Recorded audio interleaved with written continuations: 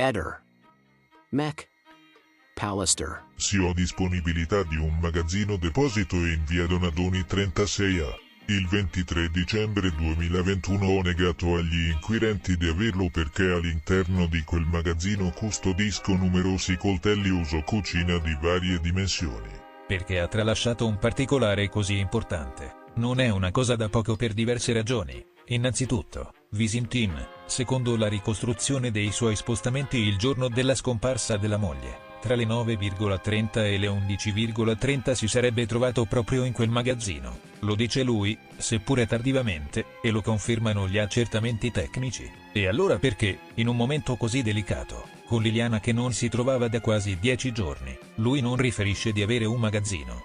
Dove peraltro si sarebbe trovato proprio nelle ore in cui la moglie spariva. Inoltre a Trieste tutti sapevano che faceva l'arrotino per arrotondare la pensione. Era scontato che dalle indagini la cosa sarebbe emersa. L'ha riferita anche Claudio Sterpin, il nuovo amore di Liliana, quando è stato sentito. Tra l'altro il suo telefono è risultato spento dalle 9,12 alle 12,10 della mattina della scomparsa. Solo un caso? La sua omissione è grave, perché non consente agli investigatori di andare subito nel magazzino per controllare l'eventuale presenza di tracce. L'uomo dirà poi di aver acquistato i coltelli da un'azienda in fallimento con sede a Gorizia. Aveva forse paura che parlando di coltelli sarebbe stato sospettato? O, cosa meno grave, temeva accertamenti sull'acquisto del materiale? A ogni modo, quando il 23 dicembre Sebastiano dice finalmente tutto, si offre di accompagnare gli investigatori nel suo laboratorio. Liliana è però già svanita nel nulla da 9 giorni e mezzo. Solo il 23 dicembre Sebastiano rivela di avere un laboratorio e di esserci stato dalle 9,30 alle 11,30 del 14 dicembre.